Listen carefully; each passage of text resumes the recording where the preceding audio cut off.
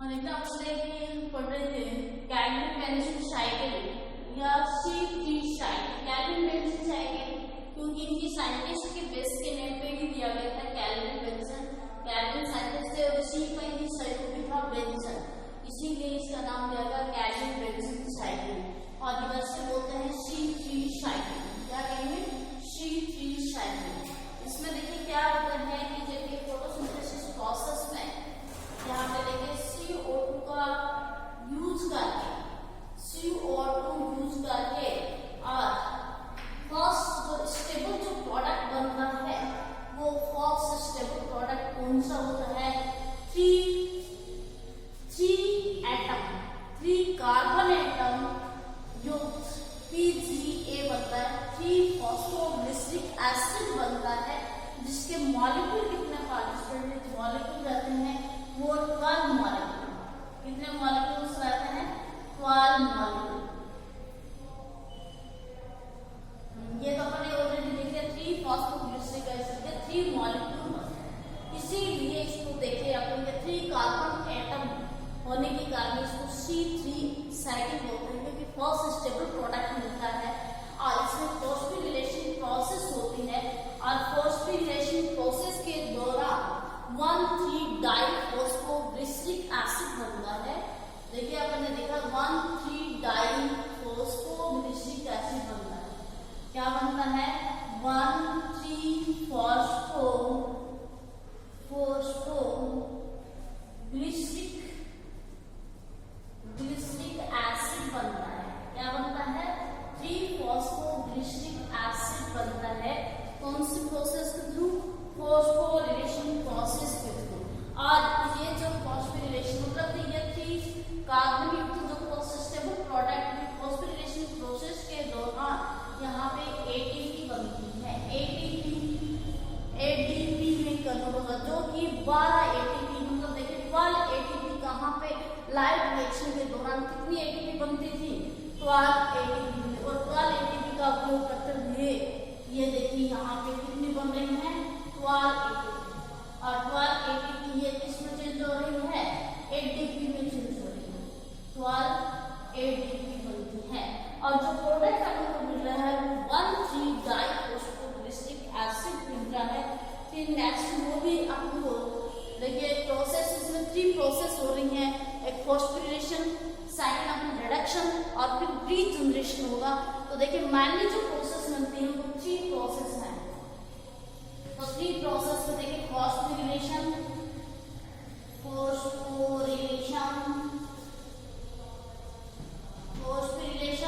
और सेकंड जो प्रोसेस हो रही है वो है रिडक्शन। क्या हो रहा है? रिडक्शन। और थर्ड जो प्रोसेस मिलेगी वो होता है रीजनरेशन। क्या होता है? रीजनरेशन। क्या होगा? रीजनरेशन। तो देखिए इसके दौरान क्या होता है प्रोसेस में? और रिडक्शन होगा।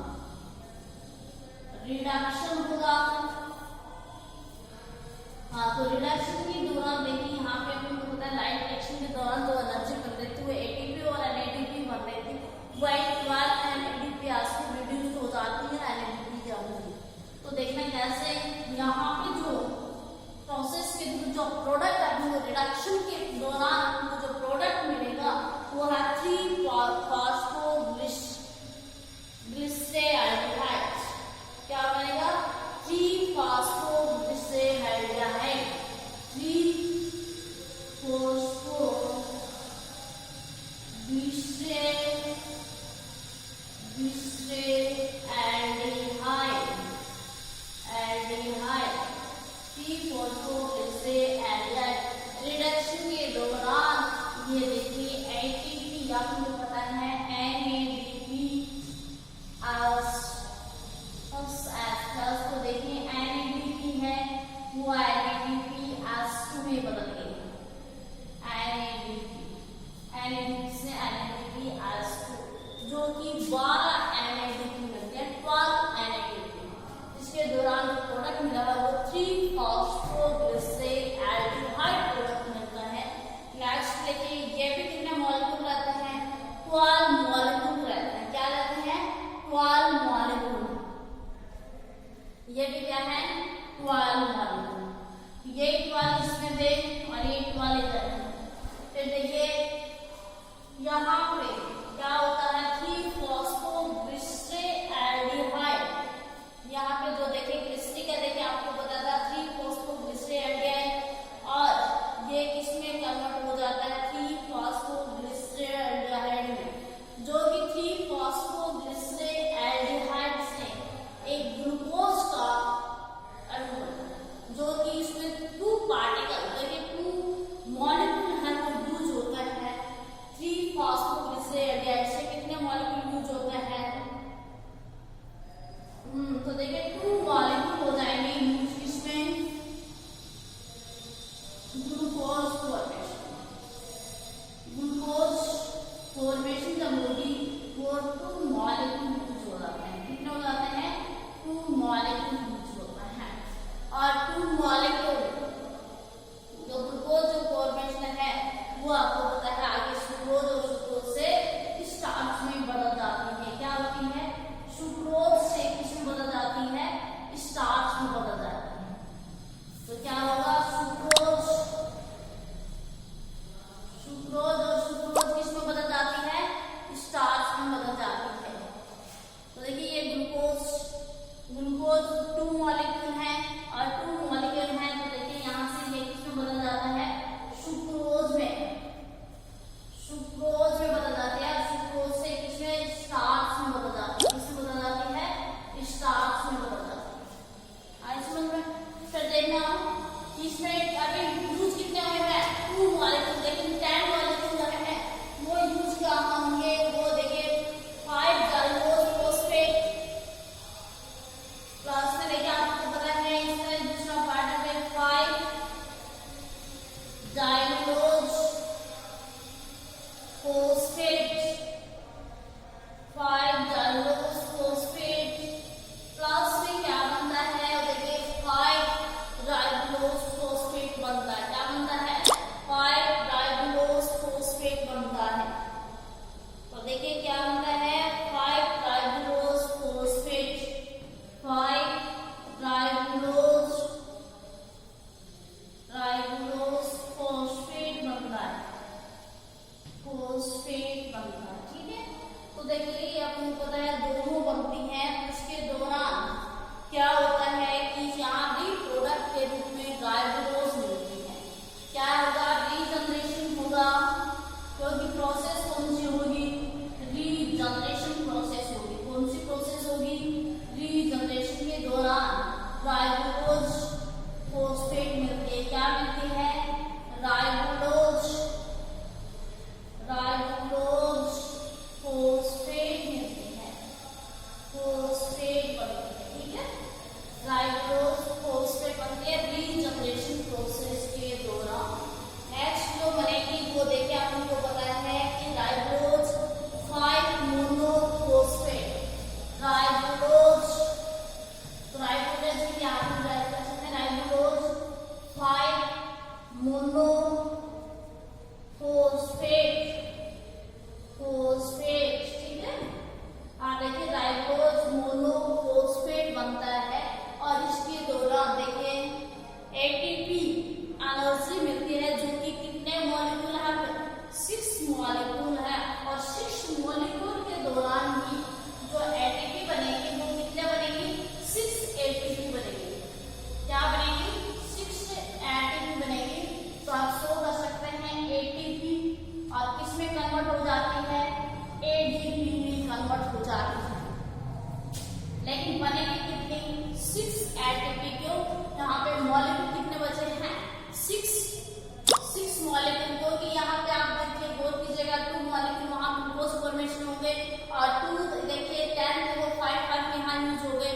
लेकिन रीजनरेशन प्रोसेस के थ्रू यहाँ राइबोलोज फॉस्फेट फॉर्मेशन होती है, तो वहाँ 6 मॉलिक्यूल बचते हैं और 6 मॉलिक्यूल से एनर्जी जो प्रोडक्ट बनेगा वो 6 एटीपी हुआ, वो किसमें कन्वर्ट हो जाएगा? एडीपी में कन्वर्ट हो जाएगा। एटीपी है वो एडीपी में कन्वर्ट हो जाती है। और अपन को राइबोलोज बाइफॉस्फेट, देखिए यहाँ पे राइबोलोज मोनोफॉस्फेट मिला था और एटीपी बनती है। उसके दौरान आपको राइबोलोज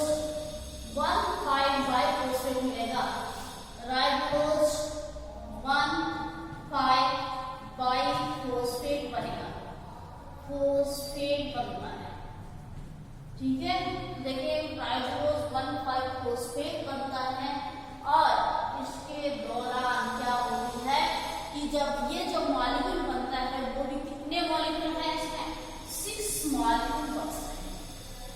कितने हैं? 6 मॉलिक्यूल।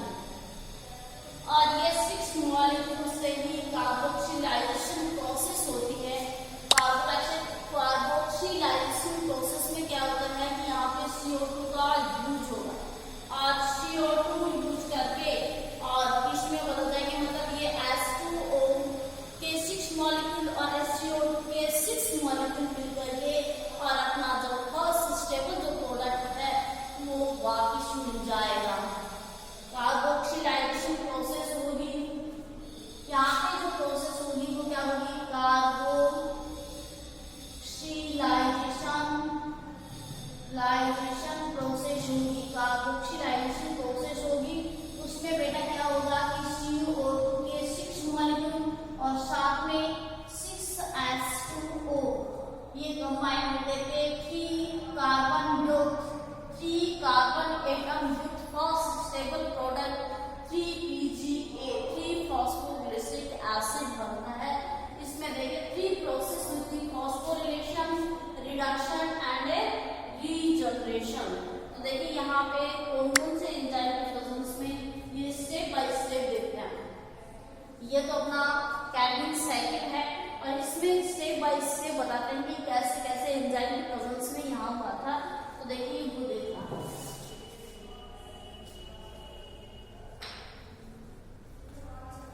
हाँ तो देखिए 3 प्रोसेस होने, फॉस्फोरिलेशन है, फर्स्ट प्रोसेस के कौन क्या है? फॉस्फोरिलेशन है। तो देखिए फॉस्फोरिलेशन में आप क्या बताएंगे? उसमें फर्स्ट स्टेप रहते हैं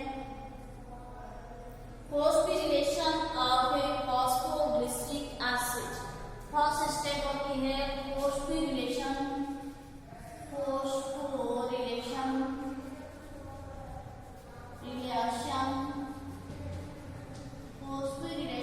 ऑफ ए फॉस्फोग्लिसरिक एसिड। आप समझ में फॉस्फोग्लिसरिक एसिड तो PGA राइट क्या लिखा यहाँ पे होगा फॉस्फोग्लिसरिक एसिड।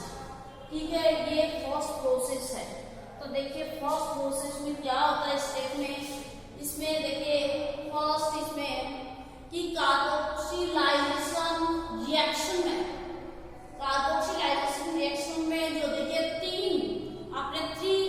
3 कार्बन एटम जो प्रोडक्ट मिल रहा है उसका, और उसके देखिए मॉलिक्यूल कितने हैं? 12 मॉलिक्यूल है। और फॉस्फोरिलेशन मतलब देखिए फॉस्फोग्लिसरिक काइनेज एंजाइम के प्रेजेंस में, और ये जो ATP है इनमें मतलब ATP के जो 12 जो मॉलिक्यूल हैं जो कि लाइट रिएक्शन में यूज करके 1,3-फॉस्फोग्लिसरिक एसिड बनता है। तो देखिए फॉस्फोग्लिसरिक काइनेज एंजाइम के प्रेजेंस में, तो देखिए 3PGA का क्या होता है बेटा? 3-फॉस्फोग्लिसरिक एसिड, मतलब कार्बोक्सिलाइजेशन प्रोसेस के दौरान देखिए यहाँ पे यूज करके क्या होता है कि लाइट रिएक्शन में जो बन रही जो एनर्जी कौन सी? ATP और NADP दोनों ही एनर्जी बनती है। तो यहाँ जो एनर्जी यूज कर रहे हैं वो देखिए ATP है इसमें बदल जाएगी, ADP में बदल जाती है। और कितने मॉलिक्यूल हैं? वही 12 मॉलिक्यूल है। तो देखिए फॉस्फोरिलेशन प्रोसेस के दौरान देखिए यहाँ पे कौन से एंजाइम की प्रेजेंस में? Phosphoglyceric kinase enzyme, phosphoglyceric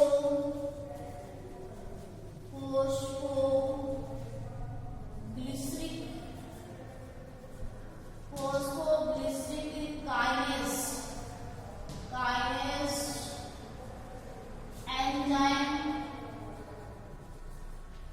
enzyme की प्रेजेंस में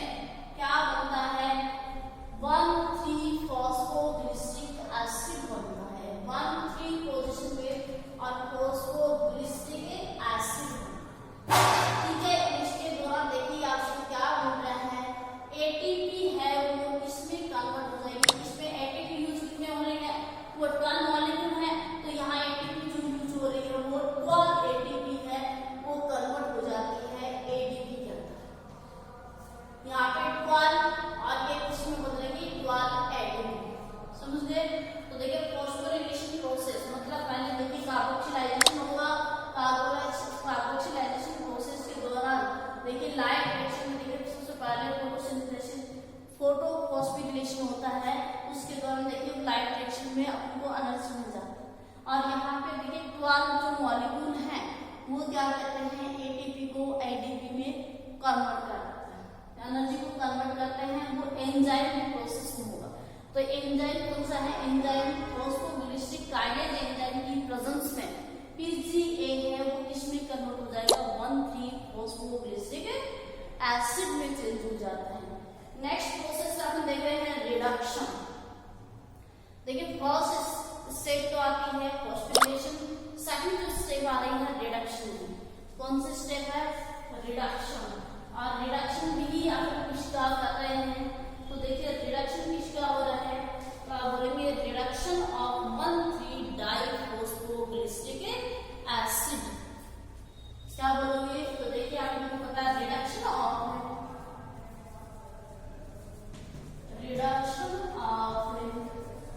1,3-डाइफॉस्फोग्लिसरिक एसिड। यहाँ पे भी डाई का मतलब दो पोजीशन पे लगा था, तो आप लिखिए डाइफॉस्फोग्लिसरिक एसिड।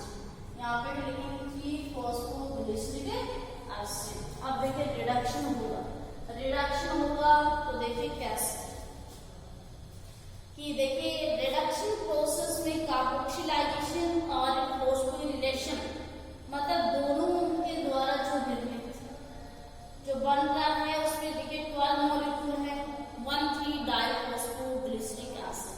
यहाँ पे क्या बोले, 1,3-डाइफॉस्फोग्लिसरिक एसिड। फिर उसमें देखिए रिडक्शन होगा, उनका क्या होगा, रिडक्शन। और लाइट रिएक्शन में जो बनने वाली क्या है, रिड्यूस्ड जो पावर थी एनएडीपी वो एस2 में होता है, कि एनएडीपी एस2 में बदल जाती है। और वो 12 मॉलिक्यूल होते हैं उसके अंदर, और ये 3-फॉस्फोग्लिसरेट एल्डिहाइड, ये मतलब इसमें देखिए 12 मॉलिक्यूल बन रहा है। और वो एंजाइम है triose phosphate dehydrogenase, triose phosphate dehydrogenase. देखिए कौन से एंजाइम है, ट्रायोस फॉस्फेट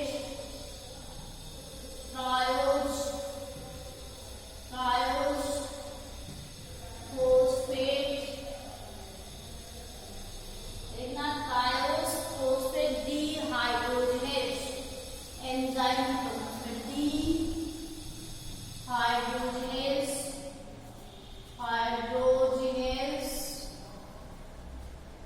एंजाइम। इनकी प्रेजेंस में देखिए क्या देखिए किसका होगा, रिडक्शन। मतलब देखिए प्रोसेस तो दोनों चले थे, कार्बोक्सिलाइजेशन और एक फॉस्फोरिलेशन। और उसमें देखिए 12 मॉलिक्यूल बन रहे थे दोनों से। फिर रिडक्शन प्रोसेस होती है, तो देखिए इसमें एनएडीपी है वो एनएडीपी एस2, जो मतलब रिडक्शन जो प्रोसेस है भाई उसमें क्या होता है कि जो एनर्जी लाइट रिएक्शन के दौरान जो एनर्जी बनी थी वो एनएडीपी एस2 में क्या होते हैं, रिडक्ट हो जाती है। और वो क्या करती है कि एंजाइम ट्रायोस फॉस्फेट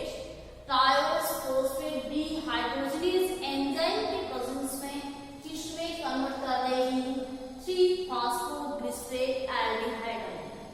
तो देखना यहाँ पे उनको क्या करना था, 1,3-डाइफॉस्फेट फॉस्फोग्लिसरेट, ऊपर वाले की प्रोडक्ट हो गई